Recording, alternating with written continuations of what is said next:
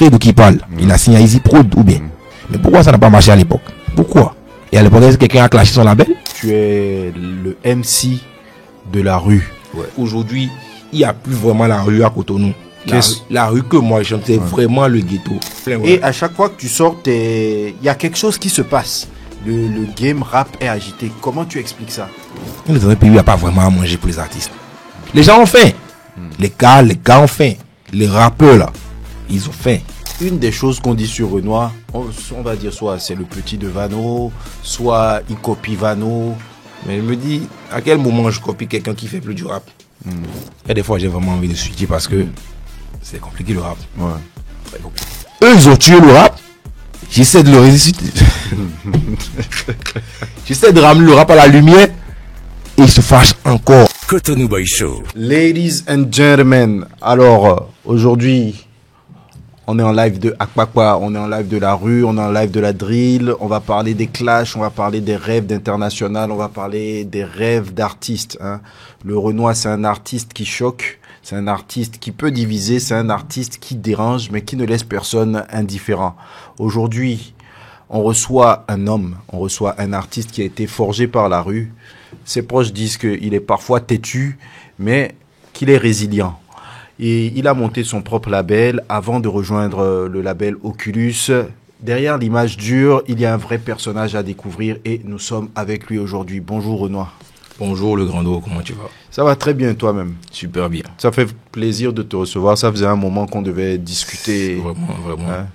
Mais là, vous revenez de Nati Tengu. Oui. La première date de la Fanico, ouais. Origine Like Tout. Ouais. Voilà. Ça s'est bien passé? Ouais, très bien. C'est très bien passé. Comment le public de Nati Tengu t'a accueilli? Ah ouais, moi je pensais que j'étais pas du tout connu à Nati. Ouais.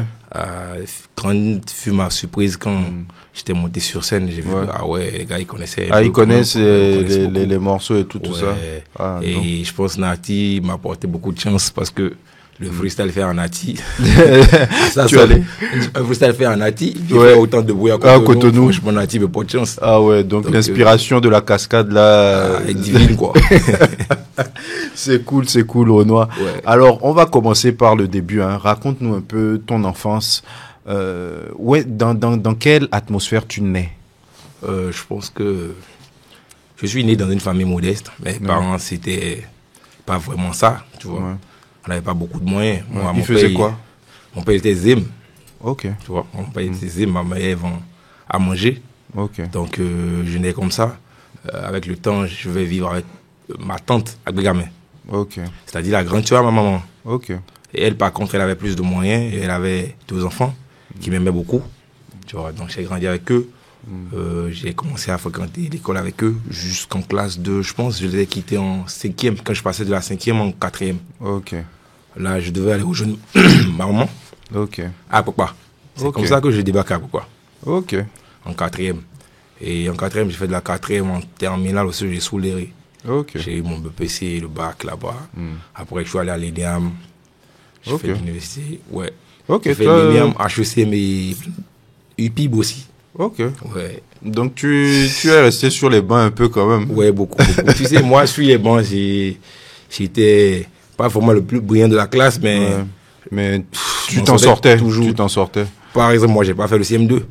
Ok, tu as passé ton CEP en CM1. Waouh. Ok. D'accord. Et c'était quoi les facilités que tu avais? C'est quoi les matières que tu aimais? Je pense que je bûchais beaucoup. Parce que, tu t'imagines, jusqu'à aujourd'hui, moi, j'écris pas mes textes. Quand je dis je n'écris pas, c'est que je les écris dans la tête. Je commence à écrire dans la tête, je finis tout dans la tête. Je ne suis pas le genre d'artiste qui va prendre un téléphone, commencer à noter, ou un bloc-notes, non. Moi, j'ai réfléchi je travaille comme ça. Donc, je pense qu'à l'école, j'étais plus brillant dans les matières comme SVT, Histoire Géo. Ok. Là où il fallait apprendre et retenir. Là où il fallait retenir, tu vois. Ok. D'ailleurs, j'ai eu un bac D. Ok, bon, ça va. Tu es un littéraire façon quoi, c'est légèrement scientifique. Ouais. Ok. Et comment se passe, tu as parlé de ta tante, tu as parlé de ta mère. Comment ça se passe cette partie de ta vie là? Quel type d'enfant tu es à la maison? Bon, je pense que contrairement à ce que pensent les autres, moi je suis pas une racaille. Ouais. Moi je je suis un enfant plutôt docile, tu vois. Parce que je connais vraiment la reste. Et quand tu es dans la reste, ça ne sert à rien d'être racaille, tu vois. Ouais. Donc, je suis un enfant docile. Mon enfant, ça se passe bien. Il n'y avait pas de problème. Tu n'étais pas un enfant difficile à gérer. Mais jusque-là, je ne suis pas quelqu'un de compliqué, tu vois. Tranquille dans la vie. Ok. Et ton adolescence, comment ça se passe? Est-ce que tu rencontres la musique à l'adolescence ou c'est quoi tes loisirs pendant l'adolescence? Je pense. Quand tu rejoins, parce qu'on va dire c'est à l'adolescence que tu rejoins Akpakpa. Ouais, bien sûr. Donc c'est là où vraiment tu commences à te découvrir toi-même en tant que personnalité. Tu commences à avoir les premières fréquentations, les premières filles, toutes les premières choses. Non, moi, mon contact avec la musique ne s'est pas vite fait parce que comme je disais, j'étais avec ma tante et elle n'avait pas du tout le temps. C'est pas comme si à la maison il y avait les parents, les soins regarder la télé. Non, elle n'avait pas du tout le temps. Elle faisait un commerce qui lui prenait tout son temps. Du coup, et on n'était que seuls à la maison. Avec tes cousins? Avec mes cousins. Donc, eux, ils étaient vraiment grands. Ils étaient déjà à l'université. Ok, donc c'est même pas des cousins avec qui vous aviez le même âge. C'était tes grands frères, quoi. De plus de 10 ans, 15 ans. Ok. Et ils sont que 2, tu vois. Mais on grandit dans une maison familiale quand même. Donc, moi, j'étais plus fasciné par le egungun à l'époque, avec les gamins, tu vois. Mais les soirs, quand je rentrais, on avait un oncle en haut qui jouait de la musique tout le temps. Je pense que c'est lui qui m'a donné le goût à la musique. Parce que lui, il n'y avait pas le CD, il n'y avait pas d'album à l'époque, il jouait tout. Quand je dis tout, il écoutait tout. Et les soirs, c'est un mécanicien. Quand il finissait son travail et qu'il rentre, lui, il joue la musique jusqu'à... Parce qu'il est seul en haut. Tu vois? Donc, il dérange même personne. Il joue la musique à 0 heure. Moi, je vais écouter quand je ne sais pas de quoi apprendre. Tu vas te poser avec lui. J'écoute. Je pense que c'est de là que c'est venu. Et moi, ma mère était vraiment sévère. Quand on dit sévère, c'est sévère. Même aujourd'hui, je ne vais pas lui dire que bon, ça, maman, elle pourrait te sortir une claque que tu ne vas pas t'imaginer, tu vois. Donc, elle, musique ou tes histoires de passion, elle n'en avait rien à foutre, c'était l'école ou rien. Parce que elle se battait seule. Donc, elle ne va pas te mettre, tu t'imagines, elle vend à manger, mais elle m'a payé la contribution de l'INEAM, tu t'imagines, à l'époque. Donc, c'est quelqu'un qui bossait dur et elle voulait voir ses enfants réussir. Donc, il n'y avait pas de musique. Tu as combien de frères et de sœurs? 2. Je suis aîné. Tu es l'aîné de 2 petits frères? Non, un petit frère et une petite sœur. Ok. Donc tu es le grand dos de la famille. Tu es le premier garçon de la famille. Ah, c'est chaud. C'est chaud. Je comprends. C'est très compliqué. Oui. Donc, et ces années, donc tu fais après, tu passes ton bac, tu fais l'ENEAM. L'ENEAM, ça se passe comment? L'ENEAM, j'étais dans la même classe que Tranquillin. Ok. Tranquillin, on était assis côte à côte. Et à l'époque, je traînais beaucoup. Lui aussi, il m'a donné envie de faire du rap parce que lui, il est venu avec une vibe de rappeur français. Il me faisait écouter les Booba, les Roches, les Rof, les Caris. Lui, il écoutait vraiment du rap français. Et c'est d'ailleurs lui qui m'a surnommé le Renoir. Aujourd'hui, lui-même, il ne s'en rend pas compte. À l'époque, je le suivais beaucoup. Il me traînait dans beaucoup de choses. On traînait beaucoup ensemble. Tu vois. Donc, on faisait les tours à Evan, les bandanas. C'était les jeunes de la période. Tu vois. Et je pense que cette année-là, on a tous échoué. Personne d'entre nous n'est passé en deuxième année. On a tous échoué. Et il fallait qu'on se reprenne. Donc, une bonne partie de l'école est allée à HECM. On est tous allés à HECM et on a continué les cours. Je pense que lui, il a changé de filière. Moi, j'ai continué. Tu étais en quelle filière? Transport et logistique. Je pense que lui, il a changé. Moi, j'ai continué. Et c'est là que je rencontre Carlos Cordovi. D'accord. Qui est aujourd'hui ton producteur? Merci. Carlos Cordovi, jusque-là, j'étais jamais allé en studio, mais j'écrivais les textes à la maison et tout. Donc, je pense. Donc, tu rappais déjà et tout. Donc, avant de venir, le rap, là, tu as commencé quand, finalement? Moi, de base, tu sais, je ne suis pas... Je pensais que je n'étais pas vraiment fait pour les écrans. C'est-à-dire, à l'école, je pouvais être le meilleur rappeur sans pour autant vouloir le prouver à qui que ce soit. Mais rester dans son coin, regarder les autres rapper. Tu kiffais juste rapper pour toi, voilà, quoi. Tranquille. Ils vont dire, ok. J'envoyais même des textes. j'écrivais les textes dans un cahier Ouais. que je donnais à des gens. Ok. Et eux, ils faisaient les performances que je suivais. C'était un truc qui me parlait vraiment pas. J'écrivais juste. Ah, ok, c'est bien. Les interprétations à l'école, je n'étais pas dans ça. Ouais. On ne me voyait pas. J'allais aux journées culturelles, bien sûr, mais je suis juste pour suivre, quoi. Ouais. Et c'est en deuxième année que Carlos Kodjovi m'a envoyé en studio pour la première fois.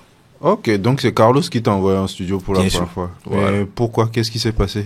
Je pense que lui aussi, c'est.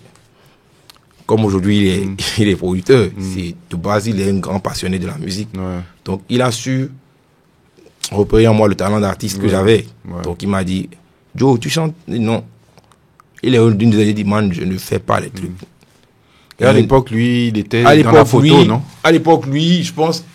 Non, pas, il n'était Il n'était même pas dans la photo Il n'était encore. même pas encore dans la photo. Ok. On était à l'école, on était sur les bancs en termes de deuxième Ok, année. ah, lui-même, il était à l'école. Oui. Vous étiez tous On à était l'école. camarades. Ok. Donc, il a insisté et un jour, il m'a amené en studio parce qu'il formait déjà un groupe avec un autre gars. Attends, de Carlos l'école. rappait. Carlos rappelle, on a des morceaux ensemble. Vous avez des morceaux ensemble. Ah, mais faut tout. sortir ça. Non, c'est des trucs comme je sorti aujourd'hui. Vous avez une carrière chacun aujourd'hui. Carlos chantait. Ok, d'accord. Donc lui, il avait son groupe. Moi, je les ai rejoints. Ok. Et ensuite, il m'a présenté à Daryl. Ok. À l'époque, il était artiste ici. Il a fait Non Caïman. Ok. Donc, c'est comme ça que je rentre en studio pour la première fois. On fait le premier morceau. C'était, je pense, joyeux anniversaire à sa belle-mère ou un truc comme ça. Ok. Après, on va sur d'autres délits. Ensuite, on rencontre un gars qui s'appelle Gilles Chris, qui a proposé nos produits. Nous tous, Ok. avec Carlos même. Ok. On commence la production. Les Carlos, ça les fatiguait déjà. Ah ouais. Au début, ça les fatiguait. Tout le reste du groupe, on forme un groupe qui s'appelle le Daredevil Clan. Ouais. Au début, ça les fatiguait eux tous. Moi, j'ai continué parce que le gars, même, il était juste à côté de chez moi. Moi, j'étais à papa. Ouais. Eux, ils étaient à Bédjomeni. Ouais. Donc, moi, j'avais plus de facilité à aller au Ouais. studio qu'eux. Ok. J'étais fréquent là-bas. Et puis, le gars, petit à petit, il m'a dit, bon, man, si tu allais sur une carrière solo, on va faire un morceau solo et on va voir ce que ça va donner. Ok. On a fait Eddie Ocock, Ok. qu'on a balancé. Ok. Et Eddie Ocock, dans la période, dans tout à Papa avait fait du bruit. Ok, d'accord. Tu vois. Donc tu avais déjà une caisse de résonance dans tout le secteur en Ouais, fait. ouais. Ok, d'accord. Donc tu sors ce premier morceau là, qui est ton premier morceau solo. Bon, quels sont les retours quand tu rappes à ce moment-là? Est-ce que tu as des attentes ou tu es toujours dans la passion? Nous, on a trop duré dans la passion. Trop. Moi, j'ai trop duré dans la passion, tu vois. Moi, je ne voyais pas le truc aussi grand Ouais. qu'aujourd'hui. Ouais. Avant, à l'époque, je voulais juste rapper, je voulais juste faire 2-3 scènes. Ouais. Je voulais que mes gars du quartier m'applaudissent et Ouais. puis c'est fini. Ouais. Et on avait bien commencé à le faire. Moi, je savais pas que après ça, il fallait faire de la stratégie, il fallait faire ci, il fallait. Non, Toi, tu rappais juste en fait. tout simplement. Ouais. Donc la rue commence à te reconnaître. Et bah donc Daredevil Clan là, c'est fini. C'est ça. C'est fini, Une direct. fois que toi tu es parti en solo, mais dès le début tu rappais en fond. Oui, Tu as dès- choisi depuis toujours, je rappe en de fond. rapper en fond. Ouais. Pourquoi ce choix? Parce que je pense qu'à l'époque, vous, quand vous avez commencé, est-ce qu'il y avait tant de rap fond que ça? S'il y avait encore un peu de rap français. Ouais, je pense que. On est en quelle année là? Là, Déjà, là, pour se moi j'ai eu le situer. bac en 2013. Ok. Donc, on est en 2014 quand je Oui. dis, je traînais Oui. avec Tranquillin et Oui. tout le groupe.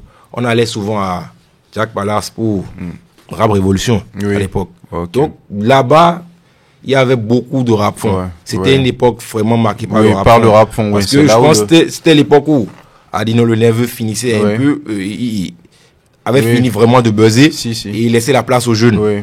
Donc il y avait beaucoup de rap fond. Ouais. Beaucoup. C'est à l'époque où il y avait les Vano. Ouais, tout ça, bah, tout ça. c'est l'époque où Vano a Voilà. commencé. Exactement. Ouais. Moi, Ok. je venais souvent là-bas, je venais suivre. Ok. Mais là, dans cette période, j'avais pas encore commencé. Ok. Je venais suivre quand même pour voir ce qui se passait. Je vois les artistes comme Tiafi, Prestet, Ouais. tous ce groupe-là, je les connaissais là-bas de Ouais. vue Ouais. déjà. Ok.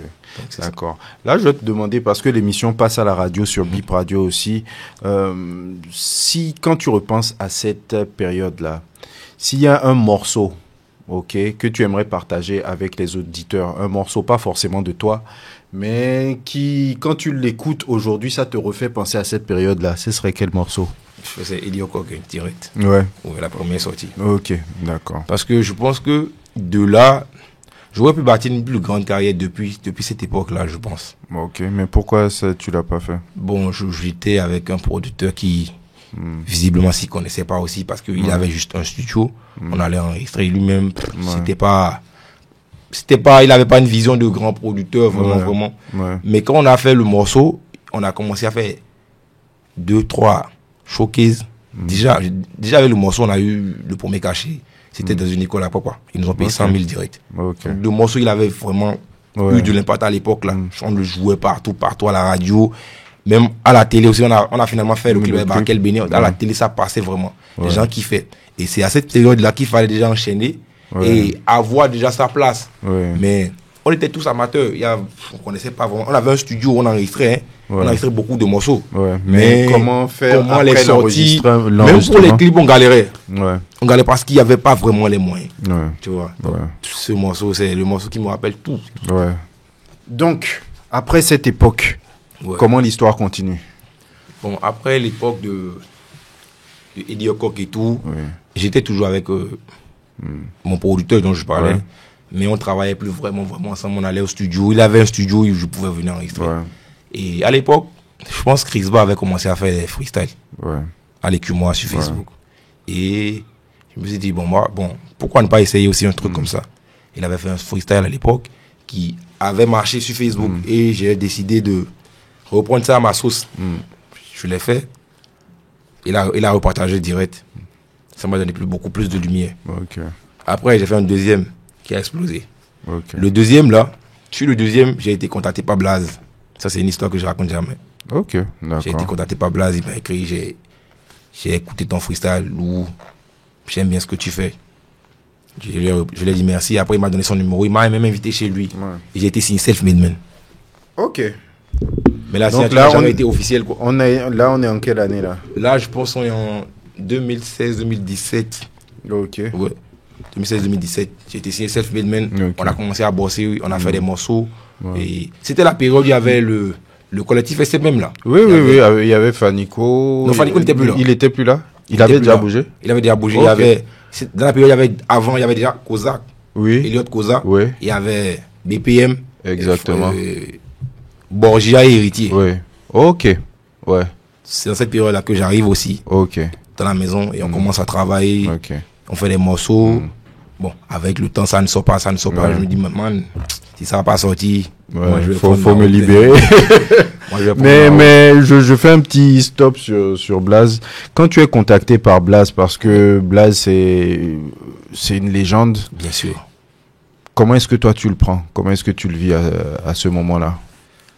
Je pense que le gars qui a même enregistré la vidéo à l'époque, je l'ai même vu aujourd'hui. On en a parlé.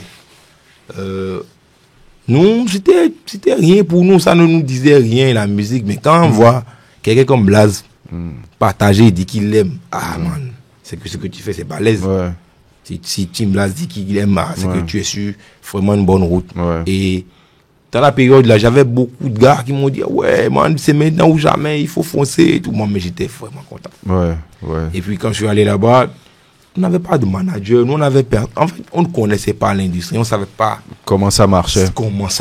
Nous, on s'est jeté à l'eau sans savoir nager. Donc je suis allé vers lui, j'ai un ami qui m'a ramené sur sa moto derrière, on est allé là-bas, on a discuté, il m'a présenté comment il s'appelle, Cardio, le manager, on a discuté, on a parlé, il fallait aller sur le travail. Le jour où je suis arrivé, il m'a donné des prods, rentre avec, trouve des thématiques, propose-moi des trucs, reviens.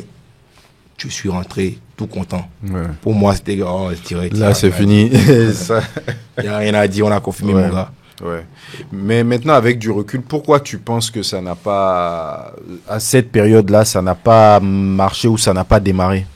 Je pense à cette période, ça n'a pas vraiment marché parce que, en vrai de vrai, ici au Bénin, un artiste ne peut pas se permettre de produire un autre artiste. Ah ouais? Ouais. En fait, au début, je ne savais pas. Moi-même, là, je me suis produit.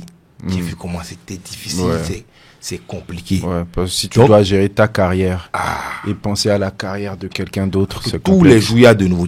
Aujourd'hui, les gens envoient tous les jours. Tu n'as même pas le temps de dormir toi-même avant de penser à la carrière. Donc, c'était mission impossible. Il avait déjà fait Fanico. il y avait Koza qui était là, il y avait le collectif SMM qui était là, et moi qui me rajoutais.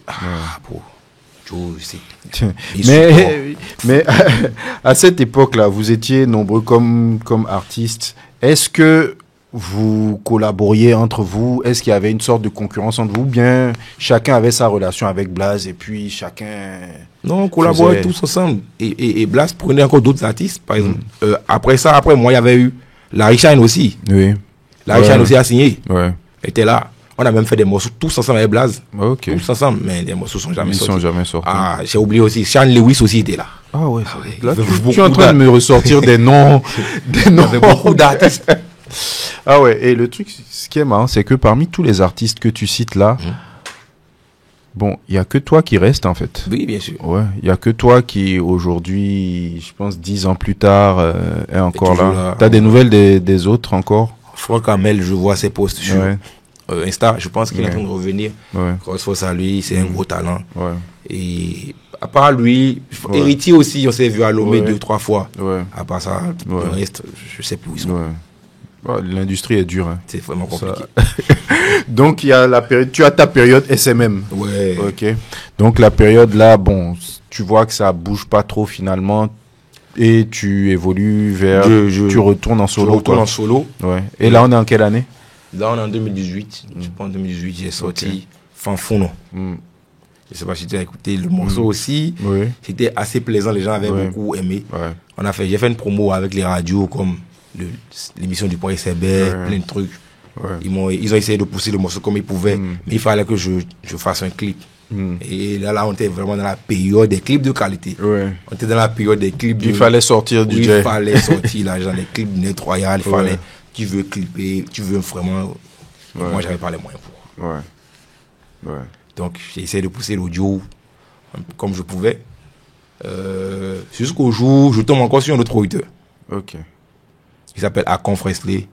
Et sa maison de production, c'était Stentor Music. Lui qui décide de me porter, me dit, man, franchement, là, je suis prêt à t'accompagner. Ouais. On commence à travailler. Ça commence bien. Ouais. On fait le premier morceau. On n'a pas vraiment beaucoup de retours, mais on tombe dans la période du Covid.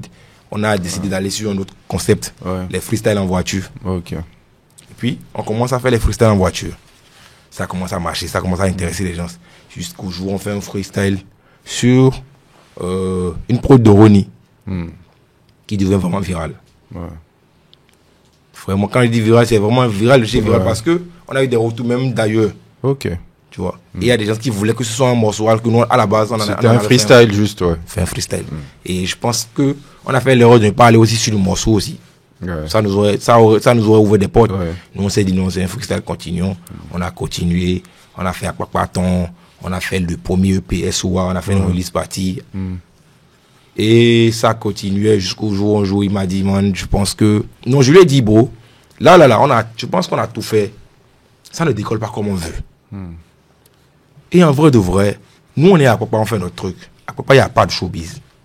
C'est vraiment triste pour moi de le dire, mais à Papa, il n'y a pas de showbiz. À Papa, il est beaucoup occupé par les Nigérians.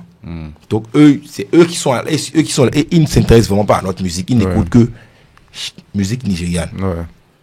Donc, je lui dis, pourquoi ne pas aller sur toutes des collaborations? Je fais un projet, je le propose avec Belly. Avec Belly, j'ai fait une version solo. Ouais. Même pas encore enregistrée. La vidéo encore sur mon TikTok, c'est la toute première vidéo que j'ai déposée sur mon compte TikTok quand j'ai créé. Ok. Ouais.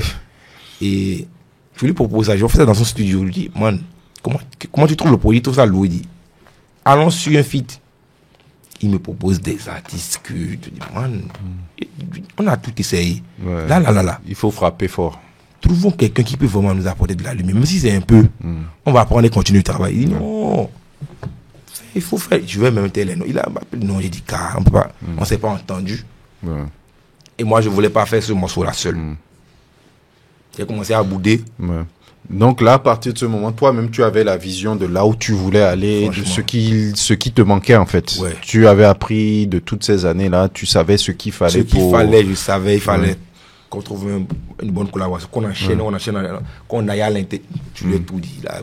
Mais je le comprenais aussi parce que tu t'imagines quelqu'un qui me produit, il n'avait que 2 ans de plus que moi. Ouais. Et on avait fait des clips, hein. Ouais. Il n'avait pas vraiment de studio à l'époque. On allait en studio, il payait. Ouais. On allait dans les prêt-à-porter, on louait des vêtements. Ouais. Oh, il faisait, franchement. Ouais. Il faisait. Donc, je me suis dit que voilà, il n'avait pas les moyens d'aller de se permettre ça. Il ne voulait pas élargir plus son budget. Et on s'est séparés. On s'est séparés en de bons termes. On se voit jusqu'aujourd'hui. Et après notre séparation, je pars avec mon manager, Noro à la BAB. Ouais. Je lui dis, man, ce morceau, je pense qu'on va chercher l'argent et aller en feat. Je ne sais pas avec qui on va fitter, mais je pense qu'avec l'argent, même si le gars, il trouve que peut-être je suis assez talentueux qui n'a pas envie de me donner la force, à cause de l'argent, il peut acheter, on ne sait jamais. Ouais. Proposons l'argent, c'est une prestation. Là, en c'est fait. du business. Ouais, c'est du business. Proposons du business, peut-être ils vont accepter de nous ouvrir les portes. Il a dit, ok, il n'y a pas de souci, tu vois qui en fit. Il a dit, ce projet, pour ne pas le louper, on va tirer ton fit à Vano. Ouais. Ça va être un carton. Zéro risque. Zéro risque. Le projet, il est bien. Ouais. Les artistes sont bien. Il vient avec sa lumière. Ouais. Direct, ça part en couille. Ouais. Il m'a dit, ok, il n'y a pas de souci. Et on réunit les sous. Ouais. Un jour, on appelle quelqu'un pour nous trouver son contact. On a essayé de joindre son équipe, ça ne s'est pas passé. Ouais. Et puis, on a trouvé son numéro à lui-même. On a trouvé quelqu'un qui le connaissait, qui était vraiment proche de lui, qui l'a appelé. On a discuté au téléphone. Le même soir, il a dit, il fallait qu'on se voit si c'était du sérieux. J'ai dit, c'est du sérieux, il n'y a pas de souci. On a parlé argent. On a conclu le cachet. On s'est vu. On a dealé. Ouais. Mais le soir, on s'est vu, on a parlé. Il a dit, je t'écoute. C'est ce que tu fais. Tu es bon. Tu es très bon rappeur. Mais est-ce que en studio, tu peux m'écouter au moins? C'était vraiment ses propos. Est-ce qu'en studio, tu peux m'écouter au moins? Quand on ira en studio, je vais te dire, telle partie, il a fait comme ceci. Il faut le faire comme je l'ai dit. Là. Tu vas voir ce que ça va donner. Il dit, ok, il n'y a pas de souci. Moi, je ne suis pas venu prendre des risques. Ouais. Je suis venu... Là, tu savais que je suis venu gagner. Je suis venu chercher un truc. Droite, c'est droit au but, quoi. Droit au but, il n'y avait rien à dire. Ok. On allait en studio. Pour la première séance, on a travaillé que sur le refrain. C'est un travail que moi j'écris mon truc à la mesure. J'enregistre direct normalement. Ouais. Il vient, on travaille le refrain, on voit le refrain. Il dit c'est carré. Une prochaine fois, on revient, on enregistre.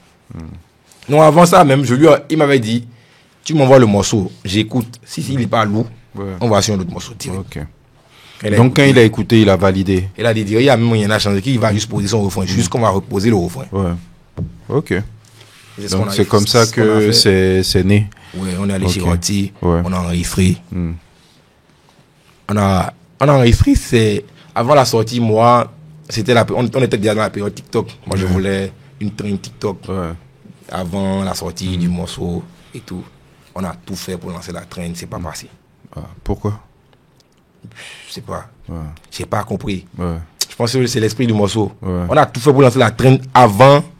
Il a lancé sur son compte TikTok pour m'aider. C'est pas passé. J'ai fait sur le mien, pareil. C'est pas passé. On a appelé des gens, pareil. Et puis, on se décide de sortir le morceau quand même. Et puis on fait le clip. J'appelle Nick Style, on trouve les lieux, on va à Kolakoji, on fait le clip, c'est bien. Il fait son job comme d'habitude. Et on lance le projet. Quand on lance le projet, je pense que les fans de Vano avaient vraiment soif de ce genre de musique, de ce flow-là. Ouais, de ce Vano-là. De ce Vano-là à l'époque. Ouais. Donc c'est comme si je venais leur proposer à manger. Ils avaient vraiment faim. Et ils découpent la partie de Vano, ils mettent sur TikTok, ça part en couille. Ouais. Même lui, Vano, il est dépassé. Ouais. On s'appelle le soir, il me dit, man, quel coup. Le morceau pas envoyé, il dit, moi-même, j'ai pas compris. Et c'est comme ça que c'est devenu un hit. Un hit, ouais. Et ça, c'est hit certifié de la rue. Hein. Ça, direct, rien à dire. Ok. Bah, une fois que le morceau sort et que il pète tout, est-ce que tu as atteint ton objectif parce que tu voulais ton hit national, je vais dire? Est-ce que ça change quelque chose à ta carrière? Est-ce que tu vois que ça change des regards sur toi? Est-ce que la considération des gens change pour toi? Est-ce que tu commences à être invité sur des plateaux, être invité? Qu'est-ce que ça change concrètement? Déjà, moi, je pense de base, avant ce que je faisais avant de venir vers le feat, j'ai vu que ça n'avait vraiment pas de lumière. Après le feat, là, j'ai vu que ce que je faisais de base n'avait vraiment pas de lumière. Tu vois. Et je vais profiter de donner un conseil aux artistes. Quand on n'a pas vraiment impacté le milieu, artistique, genre, quand on n'a pas vraiment fait des hits seul et qu'on va vers un gros feat, c'est bon et c'est en même temps un piège, tu vois. C'est un piège où, peu importe la performance que tu feras, lui, il a sa fanbase déjà. Ouais, exactement. Et c'est comme si les deux fanbases devaient s'affronter et défendre leur artiste. Ouais. Toi, tu n'en as pas. Toi, tu n'as pas de fanbase. Donc, tout le monde dit que c'est lui qui fait le son. Ouais. Donc, pour les gens, c'est Vanou qui fait le morceau. Ouais. Tu vois. Ouais. Et c'est le problème que j'ai eu par la suite. Ouais. Tu vois. Moi, c'est le problème que j'ai eu par la suite. J'ai continué avec Monway. Ouais. Monway que les gens ont beaucoup aussi apprécié. Mais dans la période de Monway aussi, difficile de promouvoir le morceau parce que on s'est saigné, on a fait un clip quali, c'est qualité. Ouais. X-Time toujours, à la réalisation, on a mis beaucoup de moyens. Ça a donné ce qu'on voulait. Mais là, il fallait mettre 2 fois plus ce qu'on a investi dans le clip, dans la promo. Ouais. Et j'étais toujours seul là. Ouais. Là, tu étais seul, tu étais seul. HDN. J'étais HDN déjà. Ouais. Seul. Donc, on fait la promo comme on peut. Le clip, il fait 100 000 vues ou 120 000 vues. On s'arrête là. On prend du recul, on va chercher l'argent encore. On revient avec un nouveau projet. C'est la routine. C'était la même routine jusqu'à ce que Oculus n'arrive. Ok. Mais Vano, je pense que tu as fait deux collabs avec lui. Ok, c'est quoi l'histoire de la deuxième collab? L'histoire de la deuxième collab, c'est que j'avais fait, avant ça, j'avais fait après la collab, j'ai sorti un morceau avec Alain Kenneth et ensuite j'ai sorti un morceau que j'ai appelé Crouillé. Crouillé était là bien avant la collab avec Vano et le son avec Alain Kenneth. Crouillé, j'avais fait le son, je devais rejoindre Carlos et son équipe, le collectif à Abidjan. Donc à la veille de mon départ, je décide de faire un morceau. Je vais en studio, je pose et je fais un couplet en aussi ou bien en ivoirien. Donc j'envoie à Carlos, il trouve ça vraiment intéressant. Il dit si tu viens, on va clipper ça. Je vais vraiment à Abidjan, on clip le son. Et je trouve le son tellement lourd que une fois à Cotonou, j'ai dit, avant de lancer ce projet-là, il me faut tout faire pour avoir ma lumière parce que je l'avais perdu, parce que je n'enchaînais pas beaucoup. J'enchaînais. Chaque 3 mois, j'avais quand même un morceau. Mais ce n'était pas assez suffisant pour quelqu'un qui se bat pour du rap dans un pays où le rap n'existe pratiquement plus. Il fallait beaucoup enchaîner. Quand je dis beaucoup, c'est qu'il fallait vraiment être présent. Parce que je commençais réellement à avoir une fanbase, mais ils n'avaient pas... Tu ne leur donnais pas à manger. Je ne leur donnais pas assez à manger. Avant de revenir sur Cotonou, j'ai commencé à écrire Acido Béa. Et Acido Béa, pour dire vrai, j'ai vu le post de Vano où il se mariait. Et j'ai dit, voilà un bad boy qui se marie. Tu peux pas traîner avec lui, tu peux pas traîner avec nous. La façon de réfléchir est autre. Toi, tu vas penser que lui, il va passer sa vie dans le dangereux, alors que lui pense à demain. Donc, tu peux pas. Acido Béa, quoi. J'ai eu la thématique, j'ai commencé à développer. Je suis même allé sur une phrase parlant de ça. Non, il y a Galetta où il fait la bonne. Donc, quand j'ai écrit le morceau, quand j'ai écrit le refrain avec Noé, et je passe le big up, parce que j'avais une manière d'écrire. Il m'a dit, et si tu faisais comme ceci? Et on a gardé ça. Une fois à Cotonou, j'avais une scène avec MTN sur le campus. Après la prestation, je suis passé voir Van, on a discuté. Et je lui ai joué le refrain. Il n'a pas écouté 2 fois. Hit. Si on fait hit. Et il a demandé à ce que ce soit Marshall qui fasse la prod.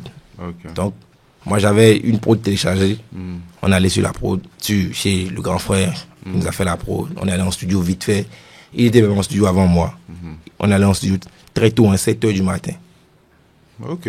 Lui, je pense qu'il revenait de boîte. Moi, je venais de la maison. Donc, vous avez enchaîné. On a enchaîné. Avant que je ne vienne, déjà, il avait commencé à enregistrer son couplet. Dès que je suis arrivé là, fini, j'ai posé mon couplet. Et ça, par contre, quand on a teasé le morceau, c'est parti comme on le voulait au départ. Direct. Quand on a teasé le même soir, dans un TikTok, c'était devenu viral, c'était partout. Acido Béa a marché. Après Acido Béa, Grouillé devait sortir. Et je fais Anand Damien qui était là. Et il y avait la période des histoires de TikTok avec Alain Kenneth et Sago. De base, je vais chez lui pour qu'il me fasse la promo de ce titre-là. Ouais. Et on fait un an Damien qui marche aussi. Ouais. Après, je reviens avec Grouillé. Et après Grouillé, je pense qu'est-ce qu'on a sorti? On a sorti plein de morceaux avant de signer Oculus. Ouais. Donc tu étais déjà chaud. Bah écoute, je vais revenir encore une dernière fois sur la question de Vano, parce que je pense que il y a une chose qui te suit dans ta carrière, ce sont tes featuring avec Vano, parce que en plus de ça, on va dire physiquement, vous ressemblez. Oui. Donc une des choses qu'on dit sur Renoir, on va dire soit c'est le petit de Vano, soit il copie Vano et tout. Toi, comment tu vis ça? Sachant que ce que tu nous as raconté maintenant, tu vois, parce que si le public ne sait pas comment les choses se sont passées, et surtout comment ça s'est passé pour la première collab, où c'est sa partie qui a été mise en avant sur les réseaux, on a l'impression que tu es un jeune rappeur à qui il a pris la main, à qui il a voulu donner de la force. Et ça, comment toi tu vis ça? Comment tu le vis dans ton ego? Je pense que moi, je laisse les gens parler parce que je sais que ça se passe pas comme ça. Il y en a qui vont limite dire que je le copie. Mais je me dis, à quel moment je copie quelqu'un qui fait plus du rap? Parce que des morceaux rap, Fano a sorti il y a longtemps. C'est pas. Je pense, c'est sur tes collaborations, c'est sur les collaborations avec toi qui revient sur du rap. Qui revient vraiment sur du rap. Et moi, je suis un amoureux du rap. Et le truc, c'est que ma morphologie, ça reste ma morphologie, tu vois. Je fais pas exprès de ressembler à une personne. Des personnes minces comme moi, il y en a plein. Sauf que lui, dans la musique, il a déjà sa fanbase, il est déjà assis. Avant que moi. Il est totalement identifié. Totalement identifié avant que moi je n'arrive. Peut-être que je devrais bosser, j'aurais peut-être dû, avant ces featuring, bosser peut-être sur ma personnalité, que je n'ai pas dû faire, que je n'ai pas su, je n'ai pas fait parce que je travaillais seul. Peut-être ça, tu vois. Mais dit que je suis son petit en âge, mais dans la musique, c'est mon collègue, tu vois. Ce n'est pas comme si il me coachait en studio avant de sortir. Il y a vraiment une vraie collaboration artistique. C'est deux, vous collaborez en fait. On collabore juste quand il y a un morceau où j'ai envie qu'il intervienne. Je l'appelle et puis il vient. C'est tout. Après ça s'arrête là. Il fait sa carrière, je fais la mienne aussi. Bah, écoute, c'est lourd, c'est lourd. Alors, il y a un terme qui revient et qui te colle encore, c'est la rue. Tu parles de la rue, tu es le MC de la rue. Hein, dans Bizo même, tu dis, si tu es dans la rue, tu dois être sharp. Hein, c'est ça. Donc, la rue, qu'est-ce que la rue, c'est pour toi? Comment est-ce que tu définis la rue? Parce qu'il y a beaucoup de rappeurs qui parlent de la rue. Hein. C'est quoi la rue? Moi, je pense que la rue, les gars de la rue, c'est les gars les plus fidèles. Si tu es un artiste et que tu es vraiment adopté par la rue, tu peux aller te coucher. Tu peux mettre beaucoup de choses. La rue, c'est les fans vraiment les plus fidèles. C'est vrai que c'est pas l'endroit où il y a vraiment le pouvoir d'achat, tu vois. Mais c'est ceux qui restent. Ceux-là, c'est ceux qui... Tu es le gars, il n'y a pas quoi. Il n'y a pas qu'ils ont entendu Dadju demain, ils ont non. Toi, tu restes le gars. Et moi, j'aime ce qui se passe dans la rue. J'aime ce que la rue dégage. Ce qu'on vit dans la rue. Moi, j'aime ça. Et je pense qu'aujourd'hui, il n'y a plus vraiment la rue à Cotonou. Ok, d'accord. Il n'y a plus vraiment cette rue-là. Cette rue que moi, je chante là. Il n'y a plus vraiment ça à Cotonou. Mais c'est quoi la rue que tu chantes, justement? La rue que moi, je chante, c'est vraiment le ghetto. Ce que je chante, je ne ressens même pas ce que je chante. Je chante le vrai ghetto. Quand moi je vais dans un ghetto, que je joue ma musique, je vois comment les gens réagissent. Merde, tu leur fais quelque chose de bien. Tu vois. Mais comment tu expliques cette connexion entre la musique et entre ce que tu racontes de la rue et ce que ça leur fait? Comment tu expliques ce rapport que la rue a avec toi, cette affection que la rue te porte? Tu penses que ça vient d'où? Je pense que ça vient de ma musique déjà, parce que moi, je chante la rue sans pour autant être vraiment le gars de la rue, de chez rue. Tu vois, je chante la rue sans vraiment être le gars de la rue chez rue. Moi, j'ai pris contact avec la rue à Bégamin. À Bégamin, là où je vivais, derrière nous, il y avait un ghetto. Et mes grands frères, ils traînaient dans les ghettos. Les gars du ghetto connaissaient ma tante. C'était comme leur vieille mère. Tu vois, Ouais. ils peuvent avoir faim et venir chez nous manger. Donc, c'est des gars que je connais, c'est des gars avec qui je parle, c'est des gars qui me racontent des trucs. C'est des gars qui me montrent, petit, filo, avec Bégamé, j'ai connu ça. Ouais. Et c'est après Bégamé que je suis allé à Papa. À Papa, ça m'a vraiment un peu manqué. Ok. Je pense que c'est les souvenirs de Bégamé que je raconte dans ma musique sans faire exprès. Ok. Tu vois, parce qu'à Bégamé, j'étais vraiment, quand je dis encore, on était là-bas tous les jours. Ouais.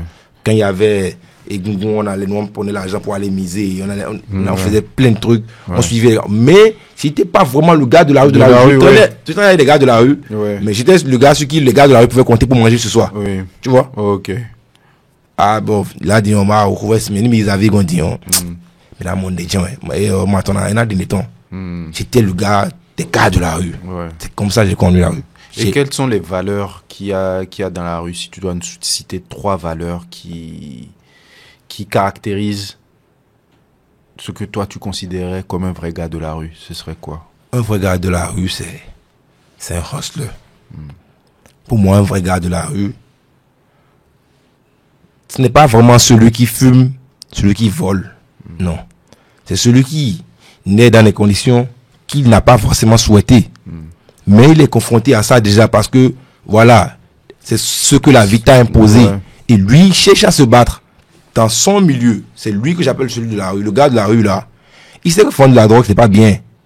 Mais s'il est obligé de vendre de la drogue pour suivre là tout de suite, il va le faire. Et personne ne saura. C'est lui, moi, j'appelle le gars de la rue. Et c'est ces gars-là que moi, je kiffe.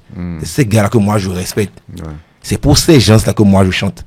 Moi, je ne chante pas pour que on veut demain sorte une machette, enlève la main de quelqu'un et prenne son téléphone. Non, je ne chante pas ça.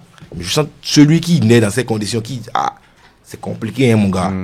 Mais on a grandi dans le ghetto. Il faut se lever, il faut se battre. Et j'ai vu des gars dans la rue se battre. Moi, j'ai vu des gars se battre jusqu'à quitter la rue. Ouais.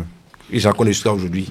Bah justement, ce qu'il y a de bizarre, tu viens de parler de quitter la rue, mais il y a beaucoup de rappeurs qui peut-être ne vivent même pas dans la rue et qui glorifient la rue comme si c'était une sorte de paradis, alors que les vrais gars de la rue, eux, ils veulent quitter la rue. Ouais. Quelle analyse tu fais de ça? Comment tu vois ça? Comme j'ai dit, les gars de la rue, c'est les plus fidèles. Les rappeurs savent ça. Tu ne peux pas être un rappeur dans un pays ne pas avoir les fans dans la rue. Ouais. C'est impossible. Le rappeur qui a conquis la rue a tout conquis. Ouais. Donc, moi étant rappeur, précisément dans un pays où le rap est en train de mourir, je trouve ça compliqué de vouloir faire du rap sans parler à la rue. Ouais. Tu vois. Ouais. Et d'ailleurs, les fans de la rue sont ils veulent vraiment du sale, parce que quand tu as sorti ton morceau Drill Love, ouais, il y a des commentaires des gars, ils étaient pas d'accord. Pas du tout. Pas du tout. C'est pas le gars amoureux que nous on veut. Ouais. C'est le gars qui nous fait bouger. Les gars, la rue c'est pas ça. Faites ci, faites ça. C'est le gars là qu'ils veulent. Ouais. Mais à côté de ça, dans la rue, il y a des gens qui font une famille. Ouais. Il y a des gens qui vivent l'amour. Il y a des gens qui rencontrent l'amour dans la rue. Ouais. C'est pour ça que je me permets de faire des morceaux comme Drill Love. Ouais. Tu vois. Bon. Il boude un peu, mais sur le morceau d'après, quand tu reviens en gang, ils sont chauds. Ils sont chauds. Ouais. Et alors, si aujourd'hui, toi, tu devais expliquer à un jeune de Paname ou de Londres ou d'Abidjan, c'est quoi la rue de Cotonou, la rue de Bégamé que tu as connue, comment est-ce que tu lui décrirais ça? Il va écouter juste moi, mais non, moi, le fille, ça, dans tout le morceau, j'ai dit ce qui se passait dans la rue. Chez nous, on ne paye pas facture SBE parce qu'on n'en a pas. Mais on doit utiliser le courant. On sait qu'on va payer, hein, mais tout de suite là, on n'a pas quoi. On va négocier avec toi pour que tu nous sautes. Tu viens couper la zone là. Tu vas pas passer chez nous. S'il faut qu'on aille sur de la force avec toi, on va aller sur de la force avec toi pour te faire comprendre que, man, c'est pas qu'on fait exprès. C'est ce qu'on vit. Sous chez nous dans la rue. Tu fais ton petit commerce. La rue c'est chaud. Dans la rue c'est chaud. Tu vas nous vendre à crédit, on va chercher l'argent de venir te rembourser, c'est pas un problème. Mais tu vas reviser ça là. Tu vas payer, on va augmenter le prix. Tu vois. Tout le monde n'a pas de vêtements. Toi, tu vas acheter des beaux vêtements, tu laves ton truc. tu vas sécher, genre, devant tout le monde, quoi. Genre, dans Diagoa, quoi. Non, on va te prendre les vêtements. C'est ça la rue de Cotonou. Les gars qui ont fait la rue savent que c'est ça. Ouais. C'est comme ça se passe. C'est ça que j'ai raconté dans mon Mignon mon fille. La rue de Cotonou est dans mon. Ouais. Ok, merci beaucoup. Et alors, donc, on revient maintenant à ton histoire. Donc, ça s'est mal terminé ou ça s'est pas terminé comme tu voulais avec ton premier label. Ouais. C'est là que tu as monté HDN Record. Oui, ça a été quoi le déclic et comment tu te retrouves à toi-même en tant qu'artiste te dire, ok, là, faut que je prenne mes choses en main, faut que je me produise moi-même. Et ça a été quoi le déclic? Le déclic, c'est le feat avec Vano Egbeli. Ok. Quand on a fait le morceau et qu'on est avec mes gars arrivés à faire le clip et que ça a marché, on s'est dit c'est le moment de ne plus s'arrêter. Parce que ça a marché, on a commencé par avoir des appels, on a eu des événements, on a eu des retours, on a eu de l'argent. Il fallait continuer. C'est là que je lui dis, mes gars, on va se produire. C'est comme ça on se lance, ils sont chauds, ils étaient avec moi. On allait sur des scènes, on gagnait de l'argent et on ne touchait même pas à ça. On réinvestissait tout. Ok, ouais. Et quelles ont été les galères que tu as connues à ce moment-là en tant que c'est quelque chose que tu n'avais jamais fait. Ouais. Donc tu te lances dedans en auto-prod. C'était quoi les galères, les moments de galère que tu as connus? Je pense que les moments de galère, c'est les moments où il fallait plus enchaîner. Il fallait faire 2 fois plus ce qu'on se faisait pour pouvoir vraiment avoir une place parce que on est dans un combat assez rude. Ouais. Il fallait faire 2 fois plus. Et nous, on n'arrivait que à faire ça. Ouais. Ça fait que les retours que je voulais avoir à l'époque, je n'avais vraiment pas ça. Ouais. Les stats que je devrais faire, normalement après, une semaine après ou 2 semaines après, je balance un autre morceau. Ouais. 2 semaines après, j'en vois encore. Mais tu fais ça sur chaque 2 mois peut-être. Ouais.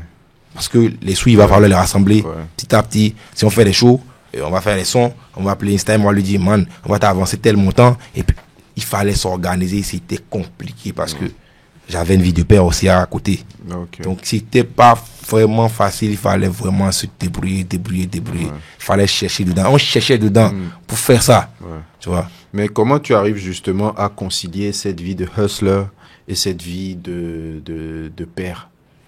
Je pense que c'est le fait que je sois père célibataire qui me permet même d'être autant impliqué dans la musique. Parce que une vie de famille, ça demande du temps. Ouais. Et la musique aussi, ça demande du temps. Ouais. La musique demande beaucoup de temps, beaucoup de travail. Des nuits blanches. Ouais. Tu vois, des dans journées sur la l'indécis en route, plus, tout le temps. Et tu sais même pas ce que ça va donner en réalité. Tu sais pas, tu es dedans. Ouais. Tu vois. Et moi, quand j'ai eu mon gosse, ma mère a accepté de le garder. Ok. Donc, il vient avec ma mère. Ouais. Ça me permet de me libérer. Ouais. Tout ce que j'avais à faire, c'est d'envoyer les sous. Ouais. C'est tout. Ok. D'accord. Et ton gosse, il a quel âge? Il a 5 ans, il passe au CP. Ok. Nice. Est-ce qu'il est conscient que son papa est rappeur? Ici. Ouais. Si. Et il connaît les morceaux. Ok. Voilà. Lui, c'est celui qui écoute même ma musique, même avant que ça ne sorte. Ouais, il est là quand tu mets ça en boucle. Tout le temps. Quand je viens et que je dois faire une balade en voiture, Ouais. je ne joue que de ma musique et il écoute. Et Ouais. il sait. Et qu'est-ce que ça a changé dans ta vie d'avoir un gosse? Est-ce que ça a eu un impact? Ouais, je pense que ça Est-ce m'a- que c'est quelque chose auquel tu t'attendais? c'est pas quelque chose auquel je m'attendais, que je ne voulais surtout pas. Parce que je me disais, tu vas choisir une route, faut tout faire quand même pour arriver quelque part d'abord, avant de pouvoir t'engager dans une relation. Et je pense que finalement, ça m'a fait du bien parce que ça m'a redressé, ça m'a corrigé, Ouais. ça m'a fait revoir mes priorités.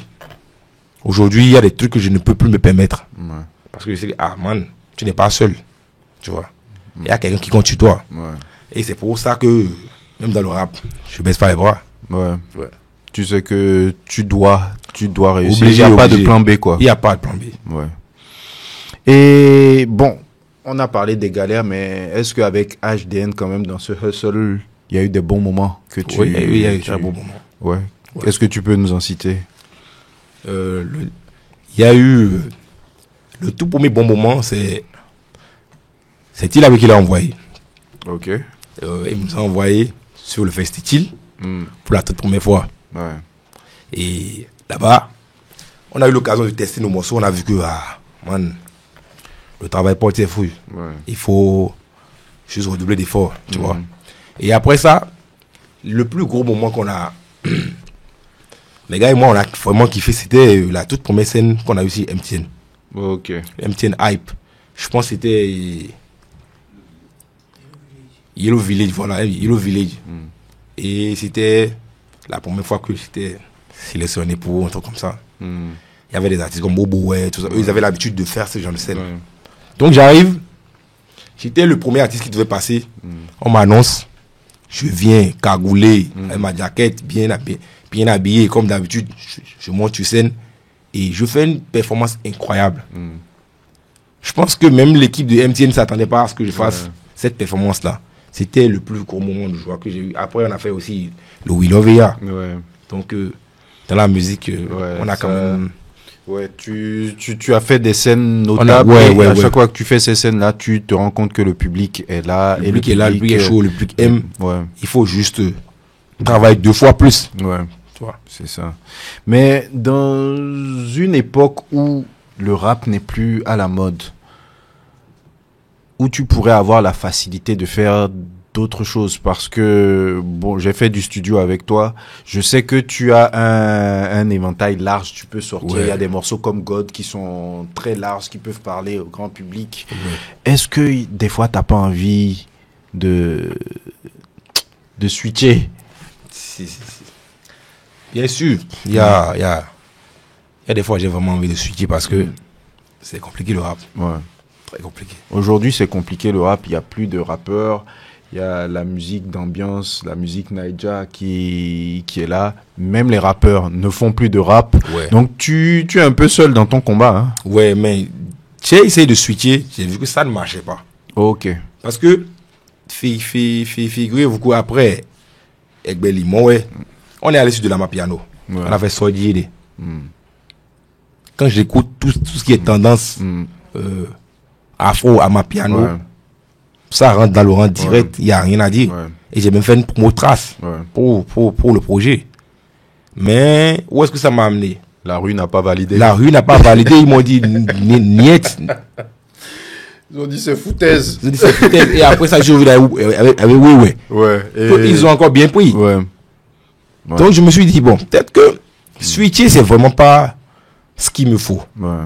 C'est peut-être rester vraiment endurant sur une bonne période et que ça va commencer à payer ses fruits. Ouais. Et trouver les bonnes formules pour ce que tu fais, ce que tu maîtrises. Voilà. Ouais, je pense aussi que c'est ça. Aujourd'hui, on switch trop facilement et il n'y a pas forcément le succès qu'on veut, qu'on espérait. Ouais, voilà, que tu espères. Beaucoup ont switché, on a vu aussi. Et on a finalement compris que c'est peut-être pas le rap le problème. Ouais, c'est ça, c'est pas le rap le problème. C'est pas le rap le problème, c'est pas comme si aujourd'hui le genre de morceau que je fais, si Van le fait, ça va pas marcher. C'est pas comme si ça va pas marcher. Donc quand on me dit que le rap, il n'existe plus, je trouve que non. Si aujourd'hui Van se décide à faire un morceau rap, vraiment rue, de chez rue, ça va marcher. Donc il y a des gens qui ont envie d'écouter, qui vont écouter. Donc pourquoi vouloir switcher ici? D'autres peuvent se permettre ce que tu es en train de faire. Ok. Ok. Ben écoute, Renoir, j'ai remarqué, hein, depuis quelque temps, à chaque fois que tu sors là, ça part en clash. Hein? On dirait que les gens, il n'y a tellement plus de rap que les gens cherchent les sensations et qu'ils guettent n'importe quoi dès qu'il y a une occasion là.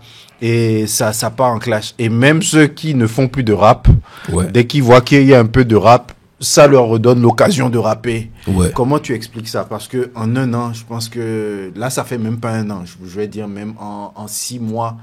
Attends, moins de fois, il y a eu Fat B, il y a eu Credo, il y a eu... Enfin, là, il y a Credo, mais il y en a eu plein d'autres. Et à chaque fois que tu sors, il y a quelque chose qui se passe. Le game rap est agité. Comment tu expliques ça? Je trouve que c'est une grâce. Parce que pour quelqu'un qui a réellement envie de révéler le rap ici, il n'y a que comme ça que ça va marcher. Parce que je suis seul à faire de la drill, par exemple, à envoyer. Je suis seul à envoyer. Ce ne sera pas assez suffisant pour pouvoir réveiller vraiment le game comme on le veut. Ça va juste, on a un driller qui fait, bon, il a son couloir, bon, on pense qu'il s'en sort, il fait son truc, il est répété, il y a des gens qui l'écoutent quand même. Ça va être ça. Mais, si j'arrive quand même à toucher tout le monde à la fois, à réveiller tout le monde, je pense que on est sur la bonne voie, c'est ce qu'il nous faut pour pouvoir vraiment réveiller ce game. Ouais. Est-ce que tu penses que c'est la rue qui te donne cet état d'esprit ou c'est même pas calculé, toi tu balances et les gars ils la plupart du temps c'est pas calculé. Ouais. Quand moi j'écris un truc, par exemple le Denis Freestyle, je pouvais pas imaginer que ça aurait eu tous ces tollés là, tout ce qui s'est dit sur internet là. Je ne m'attendais pas du tout à ça. Même ceux qui répondent m'étonnent parce que c'est des gars avec qui je traîne. Donc je me dis, mais non. Quand je dis dans le freestyle, Oculus, ils sont les meilleurs, plus personne ne sera signé. C'est une phrase choc, c'est vrai. Mais pour moi, je fais de l'ego trip. Tu vois. Et je pense que si Oculus a besoin de Nasty Nesta aujourd'hui, ils viendront voir Nasty Nesta forcément. Est-ce que c'est moi qui ai le label? Non. Mais en plus, ce qui est même marrant dans la dernière réponse, c'est qu'on se rend compte que on te répond à toi ou on t'attaque toi, on attaque ton label, on attaque les artistes de ton label, les beatmakers et tout ça. Ça, c'est la réponse pour ne pas le citer, Credo, où il s'en prend vraiment à tout ce monde-là. Mais est-ce que, enfin, comment tu expliques ça? Pourquoi? Alors que Credo, je pense de base, c'est ton gars. Je l'ai déjà vu dans les locaux d'Oculus. Donc, je comprends pas. En fait, les gens de l'extérieur, quand ils regardent le label, ils se disent que tout va bien. Ça se passe comme il veut. Le Renoir, aujourd'hui, il a un styliste ou une styliste qui lui coud des vêtements. On le voit bien habillé. Il est aux côtés de Fanico. Il est sur sa tournée. Et bon, c'est vrai qu'il sort des morceaux. Il a une belle exposition. Mais je pense que ce qui n'arrive pas à comprendre, c'est que moi, j'ai cette exposition-là aujourd'hui parce que je suis vraiment un artiste facile à vivre, facile à gérer pour le label. Moi, j'ai vu comment ça se passe là-bas. Ils ont une dynamique, ils ont envie de faire quelque chose de grand. On peut échouer, ce n'est pas interdit à quelqu'un d'échouer. Quand les mêmes gars qui critiquent là, on va leur donner le label avec les mêmes moyens, ils pourront pas faire ce qu'on a fait. Il y a des gens qui ont signé, Credo qui parle. Il a signé à Easy Prod ou bien. Mais pourquoi ça n'a pas marché à l'époque? Pourquoi? Et à l'époque, quelqu'un a clashé son label? Ils sont pas allés quelque part. Tu ne sais pas ce qui s'est passé. Mais je suppose que c'est forcément parce qu'il s'est passé quelque chose, que ça s'est passé comme ça. Donc si il estime que le label fait pas son travail ou que on ne décolle pas assez. Parce que c'est ça qu'il te reproche en fait. Il reproche que le label ne fait pas son travail. C'est ça? Il reproche au label de ne pas faire son travail. Il me reproche à moi de dire que nous sommes les meilleurs. Il me dit pourquoi je dois vouloir qu'on ne signe plus personne. Et il trouve que nos beatmakers ne sont pas performants. Donc en vrai de vrai, lui il trouve que il devrait être là, il devrait être à Oculus là. Il trouve qu'il devrait être là. Je ne peux pas lui en vouloir de ça. Travailler avec les labels, ce n'est pas du jeu. Même surtout que toi-même, tu as ton label et tu avais ta dynamique. Tu as une dynamique et qui marchait avec lesquels tu as du succès. Maintenant, travailler avec un autre label qui veut impulser une autre dynamique à ça, oui, c'est clair que c'est pas évident. Et même pour les artistes qui travaillent avec des majors, ce sont compliqué. Des choses qui arrivent. Mais bon, après, en un an, bon, parlons-en justement du bilan avec Oculus en un an. En un an avec Oculus, c'est...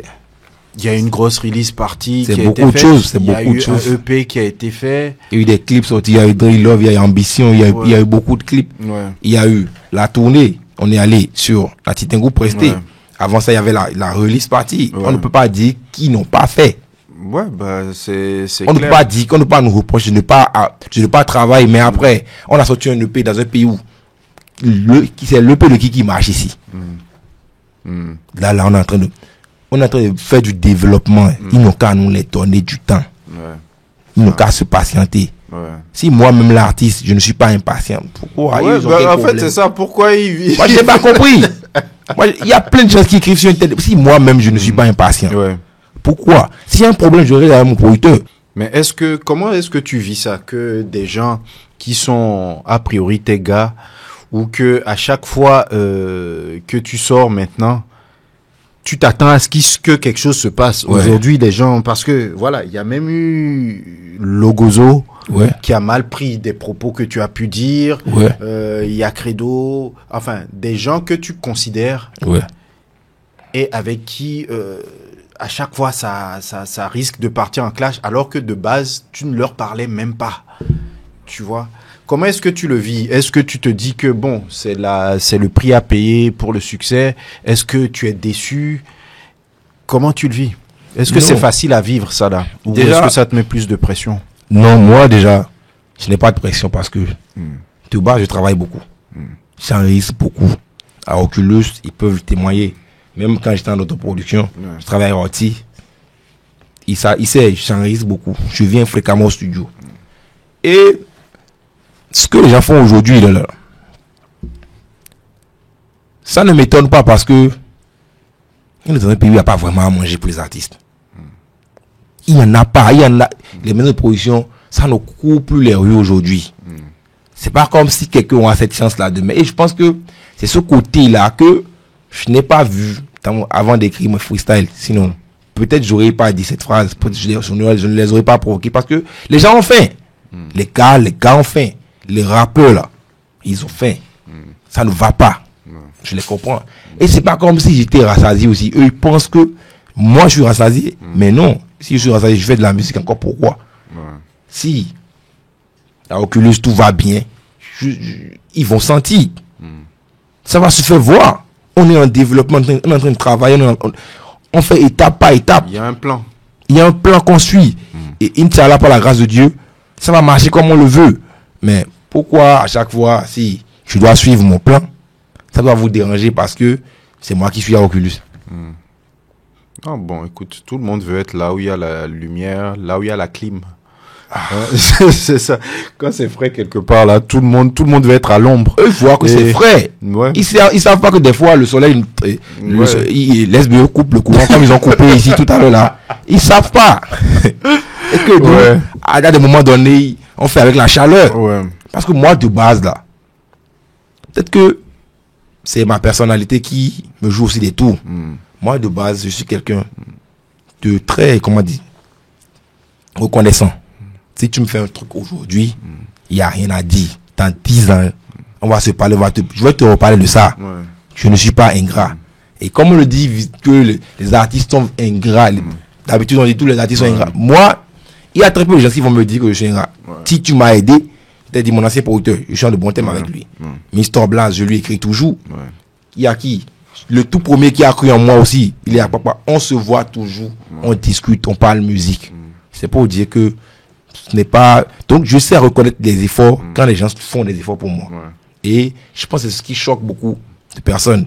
Eux ils trouvent qu'il ne faut pas d'efforts pour moi. Moi, je trouve qu'ils font des efforts pour moi. Parce que moi, je me suis autoproduit. Je sais ce que ça implique, la production. Ce qu'ils font pour moi, là, ils n'ont qu'à me laisser. Aucun d'entre eux ne fera ça pour moi. C'est clair. La belle preuve, avant Oculus, de tous ceux qui me clashent, là, de tous ceux qui me parlent, là, quand je chantais un morceau, est-ce qu'ils partageaient? Ils ne donnaient pas de la force. J'étais seul dans mon combat, je faisais mon truc seul. J'étais seul. Et eux, ils ont tué le rap. J'essaie de le résister. J'essaie de ramener le rap à la lumière. Et ils se fâchent encore. Alors que je pouvais switcher comme tu l'as dit. Je demande à Oculus, faites un contrat, trace. On a qu'à me jouer partout, un peu. Je fais de ma. Et puis, jouer mes gombos. Ça va avancer. Le Dia Piano a été créé devant moi, c'est mes gars. Le tout pour morceau Dia Piano que Inkstyle m'a fait. Il m'a fait écouter ça, c'était aussi le tournage de mon clip avec Togbe.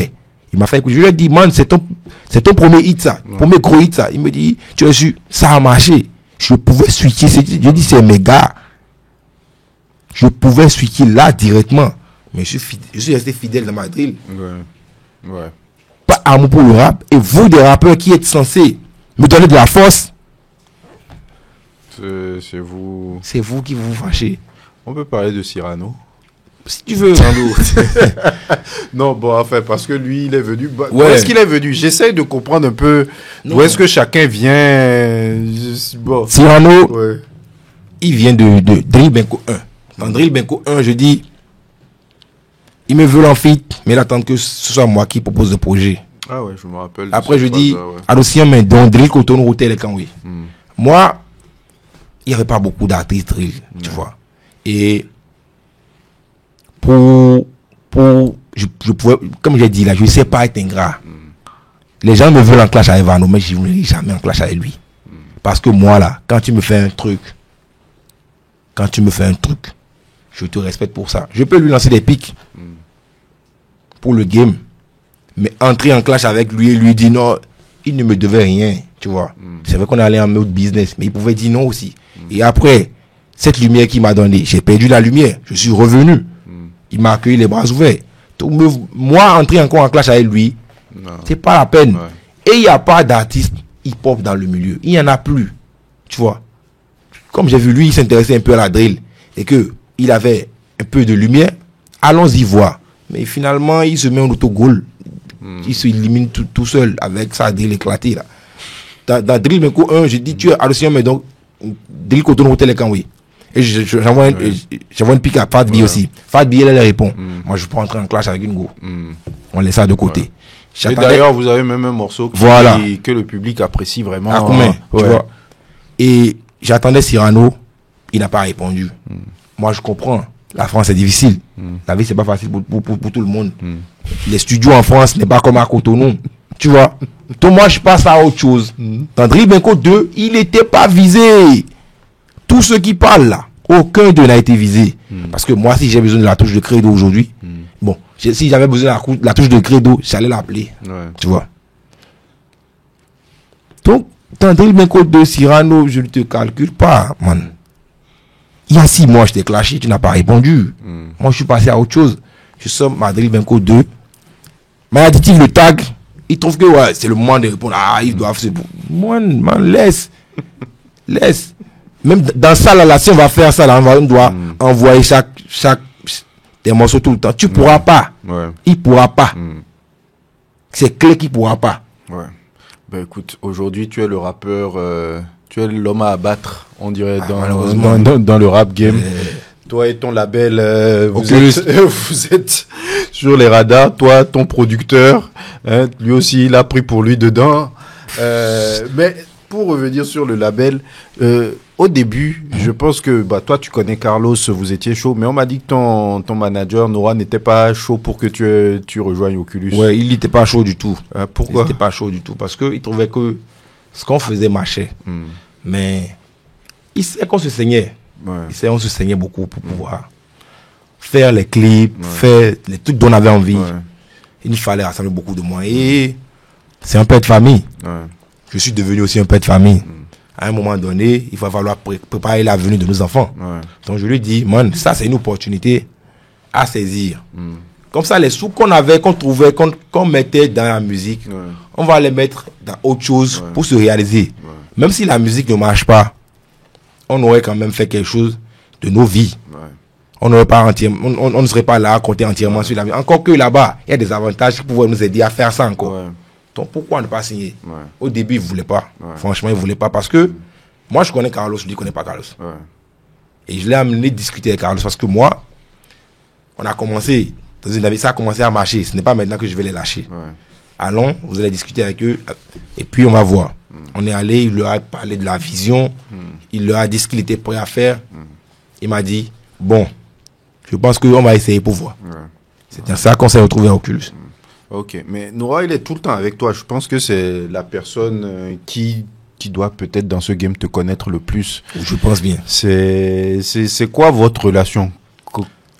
Je pense, on s'est connus à Cocody. Parce que, il faut dire que après Papa, j'avais beaucoup d'amis. Quand j'étais à Papa, j'avais beaucoup, les gens traînaient beaucoup chez moi. Et un jour, j'ai eu un problème avec des amis du quartier. On a fait un truc qui s'est retourné contre nous. Nos parents n'étaient pas vraiment contents de nous. Moi, ma maman, elle m'a envoyé chez elle, à Cocody. C'est de là que j'arrive à Cocody. Toutes mes activités étaient à Papa. Je venais au studio à Papa, je faisais tout à Papa. Et j'avais une moto dingue. Je roulais, des fois j'étais fatigué, j'avais besoin de quelqu'un qui allait me suivre dans mon délit. Et c'est dans ça que je tombe sur un gars qui me présente Noah. Le gars, il est décédé aujourd'hui, il perd à son âme. Il s'appelle Keto One, c'était un rappeur aussi de Cocody. Et c'est lui qui me présente Noah. Et Noah, déjà Noah, quand tu le vois debout, il est frais. C'est pas le genre de, c'est pas le mec c'est pas le mec ghetto que tout vraiment ghetto. Il est ghetto, mais frais, il est propre. Tu vois. Il dit oui, il peut bien me représenter. On commence à travailler. J'étais à Stanton Music. Il me moquait tous les jours. C'est lui qui roulait la moto. On allait au studio. Il revenait. Lui aussi, c'était un artiste. Il avait fait en musique un peu dans Cocody là. Après, il a arrêté.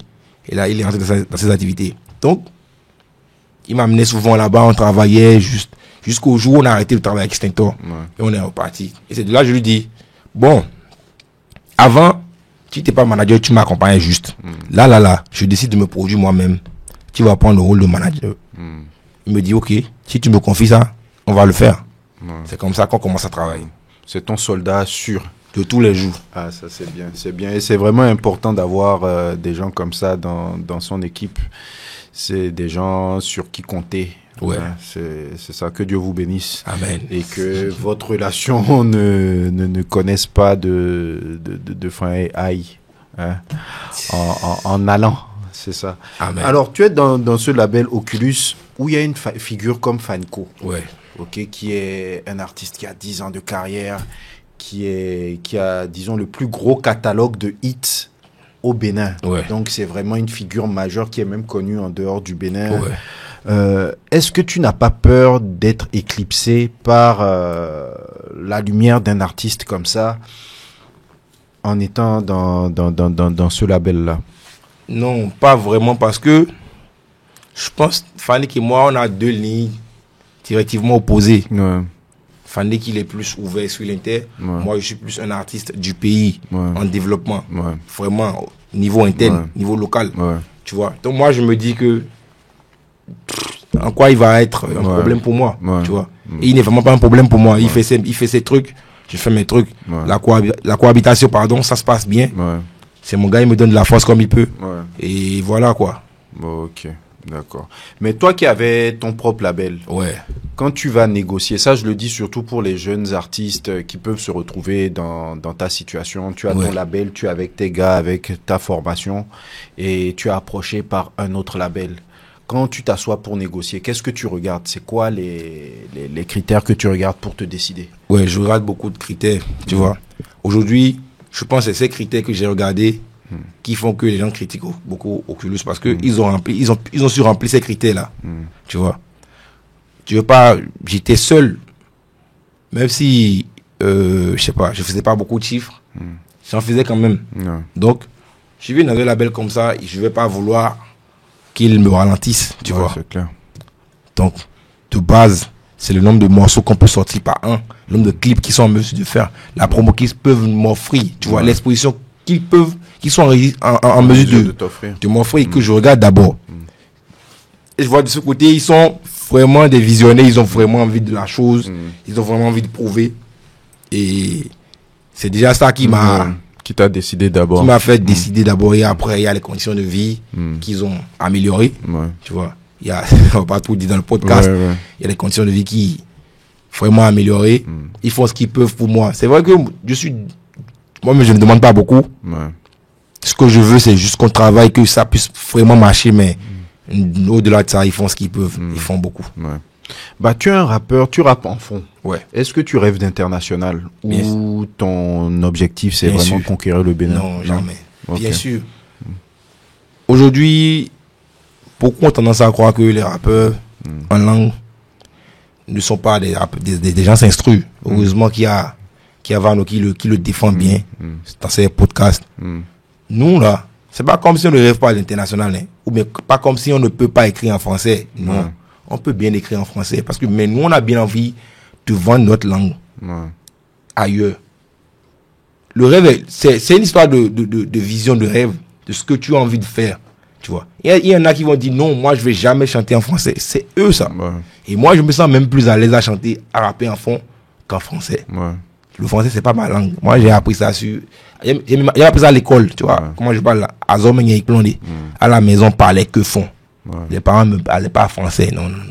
Donc, moi, j'étais à l'aise français, à fond. Et on est venu dans une période où on a beaucoup été influencé par le rap fond. Nous, on a écouté beaucoup Alino le Nerveux, Mutant, Kokwe Medi, Folo, Gozo. Beaucoup de rappeurs font qui, Youpi Baba DJ, tu vois. C'est des gens que nous, on a écouté, ils nous ont donné envie de faire la chose. Donc, on s'est jeté à l'eau déjà, comme ça. Tu vois. Et c'est vraiment ça, ta ligne. Ouais. Ok. Quand tu regardes des pays comme le Nigeria, la Côte d'Ivoire, est-ce que tu te dis qu'en termes de showbiz, on peut atteindre ce niveau-là? Bon, je vais même dire la Côte d'Ivoire plus que le Nigeria même. On peut. Dans la vie, rien n'est possible. C'est une question de vision, de foi, de travail. Tout le monde doit se mettre au boulot. Quand je dis tout le monde, c'est tout le monde. Je pense que on fait des efforts. Il y a un petit changement. Mais ce n'est pas encore ça. On peut, hein. On peut. Et on doit. Et pour faire ça, on doit se mettre au travail maintenant. On peut commencer maintenant. Et ce sont nos enfants qui viendront bénéficier de ça. Exactement. Mais c'est en travaillant forcément qu'on va y arriver. Ce n'est pas comme on le fait là où il va falloir qu'un rappeur envoie un couplet avec des refrains pour que tout le monde se retrouve rappeur, que ça va marcher. Non. Tu n'aimes pas la paix? Non, c'est la vérité, je le dis. Vous n'allez pas switcher pensant que c'était le rap le problème et ne pas percer et attendre que moi j'envoie un freestyle pour pouvoir vous jouer les rappeurs, les dangereux, les grandos, ceux qui rappent depuis. Non. Tu rappes depuis là. Tu es où? Tu fais quoi? Qu'est-ce que tu fais? Combien de sorties tu fais? Combien de morceaux rap tu fais encore aujourd'hui? Aujourd'hui là, j'ai vu plein de beatmakers proposer des pro drill sur internet. Je dis tu as créé quelque chose. On doit juste continuer. J'ai vu au nord là, une pro qui dit les rappeurs qui veulent enregistrer sur de la drill, c'est gratuit pour vous. Ils disent merci à qui? Sérieux, on dit merci à qui? C'est ça. Donc, si on se met au boulot là, on va y arriver. Et tu n'as pas peur de toute cette attention, tous ces clashs, tout ça là, ça te motive? Non, tu sais, moi je ne garde même rien personnellement. Je n'ai même pas le temps de faire les histoires de quelqu'un m'a clashé, lui m'a clashé, demain je ne le salue pas. Demain même on va pas se voir. C'est pas des gens qu'on voit tout le temps. Moi je ne sors pas beaucoup. Je ne traîne pas beaucoup avec les gens. Si on doit se voir en studio, oui. Mais aller en boîte, c'est pas mon truc. Donc je suis focus dans ma dynamique. Ce que j'ai à faire là, c'est ce que je ferai. Et puis tu as toujours ce côté hustler. Tu as des business à côté de la musique. Et j'ai vu une vidéo de toi où tu disais que toi, même si le rap s'arrête là aujourd'hui, toi c'est pas ça qui te nourrit. Tu as tes business. C'est clair. Qu'est-ce que tu fais à côté du rap? À côté du rap déjà j'ai un bar. J'ai un bar. Et ça vend bien. Je suis ça. Et là, dans cette histoire de rap, m'a amené un partenaire qui est prêt à agrandir mon business avec moi. Tu vois? Donc moi, quand je dis que je n'attends pas forcément le rap, je n'attends pas forcément ça. Parce que ce que je fais là, il faut avoir un à côté. Un truc qui te ramène de l'argent à côté pour faire ça. Beaucoup ne peuvent pas faire ça. Tu vois? Donc j'essaye de ne pas perdre le fil entre mes business que je faisais et ma musique. Et aujourd'hui, il y a Oculus qui apporte un plus. Même quand la musique ne marche pas encore, il ne laisse pas l'artiste affamé. Donc tu vois, en tout cas, je suis sur la bonne route pour pouvoir mener ce combat-là que je mène. Tu vois. Tu es serein en fait, tu es tranquille. Ça va. Ça va. Tu vois, je ne suis pas le genre de gars qui fait de gaspillage. Tu vois. Je sais m'organiser pour que demain, on ne puisse pas dire, oh, il a mis tout son argent dans le rap. Tu as vu, non? Aujourd'hui, il est foutu. Non. Ça ne va pas être ça. Ça ne peut pas être ça. Tu as refusé? Non, ça ne peut pas être ça. C'est vrai que l'homme propose, Dieu dispose. Mais dans ma tête, là, c'est déjà ça, quoi. Ça ne sera pas ça. Tu sais ce qu'il faut faire, à quel moment il faut le faire. Et j'ai déjà commencé à faire certaines choses aussi. Tu vois? C'est ça. Donc c'est très bien. Et si on te revoit dans 5 ans, toi-même, tu te vois où en tant qu'artiste? Dans 5 ans, moi, dans 5 ans, j'ai envie de faire le stade. Dans 5 ans, j'ai envie de faire le stade. On va commencer petitement. Là, on a repris du service. On va commencer à organiser des petits concerts dans les ghettos de Cotonou. Former vraiment une bonne fanbase. petit à petit, trouver des salles, essayer de les remplir. Moi, je veux que déjà commencer par remplir le concerto. Là, faire un concert de moi. Après, chercher peut-être le Canal Olympia. En fait, en tout cas, je veux aller étape par étape. Je veux reconstruire vraiment ma carrière. Et vraiment, dans 5 ans, je dois pouvoir, soit je fais le stade, soit je suis l'artiste qui regroupe, qui rassemble le plus de foule. Ouais. Tu vois? Ouais. Toujours sur le créneau de la rue. Toujours sur le créneau de la rue. Ouais. Et en tant qu'homme, en Ouais. dehors de la musique, tu te vois où dans 5 ans? Au bled, tranquille chez moi, avec mes enfants, Ouais. tu vois. Ma petite femme à côté. Ouais. Mais est-ce que tu as le temps pour l'amour dans cette vie de hustle, dans cette vie de musique? Ma mère va pas garder mon fils éternellement. Donc, que je le veuille ou pas, là, il va falloir que je trouve le temps, le moyen de le faire, quoi. Parce que ma mère va pas garder mon fils éternellement. Ouais. Et ça va pas, il va pas être seul aussi. À un moment donné, ça va l'ennuyer. Ouais. Tu vois. Ouais. Donc, je réfléchis beaucoup à ça aussi. Ouais. Ouais. Ok. Est-ce qu'il y a une question que tu aurais aimé que je te pose, que je ne t'ai pas posée? Je pense qu'on a tout dit. Je sais pas s'il y a encore d'autres questions, je suis là, je suis prêt à répondre. En tout cas, s'ils ont des questions, ils pourront poser en commentaire. Ok. En tout cas, merci beaucoup d'avoir accepté l'invitation. Non, merci à toi. Merci d'avoir été transparent sur tous les sujets. Et bah, je te souhaite vraiment le meilleur pour ta carrière. Merci beaucoup. De l'évolution, tu le mérites. Et bah écoute, comme tu dis, nous on propose, Dieu dispose, mais tout va bien se passer. Inch'Allah. Longue vie Amen. à toi. Amen. Merci. On est ensemble. On est ensemble. Cotonou Boy Show.